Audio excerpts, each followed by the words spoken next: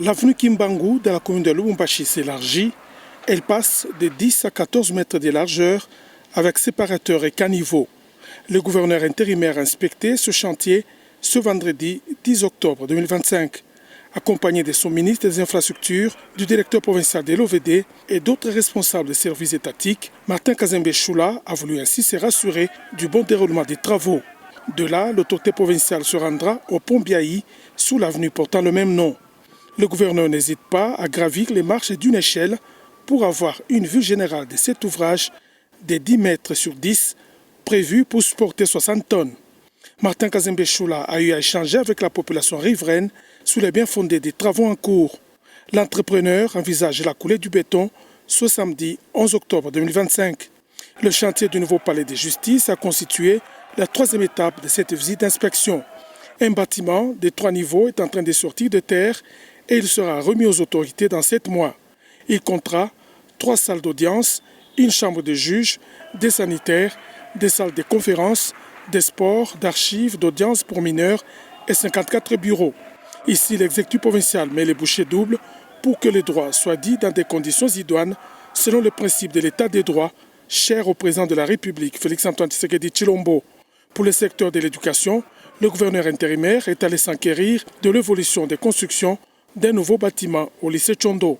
Il sort des terres un immeuble de 2 niveaux avec une école de 10 salles de classe, un internat de 42 chambres, 5 bureaux administratifs, 2 laboratoires, un dispensaire et 2 blocs sanitaires.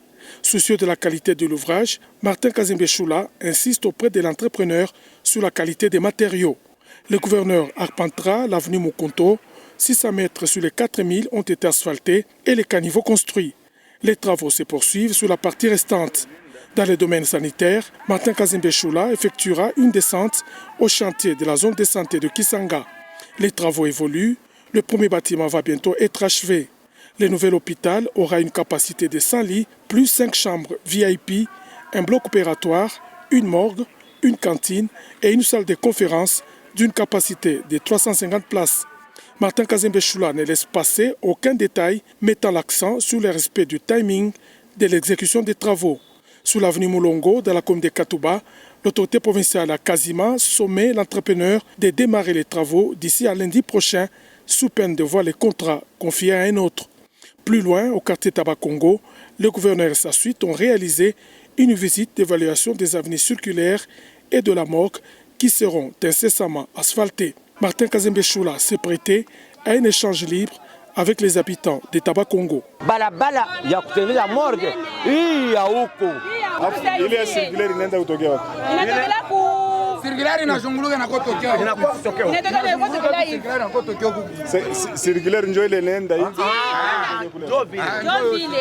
Njoo barabara ya kawaida. Njoo barabara ya munene kutusaidia kule tunalia kwa sababu tunataka muita watu ama tutengeneza kai barabara circulaire na huku. Ici aussi, il y a la population a lâché Martin Kazembe Choula s'adressant à ceux qui l'accompagnaient.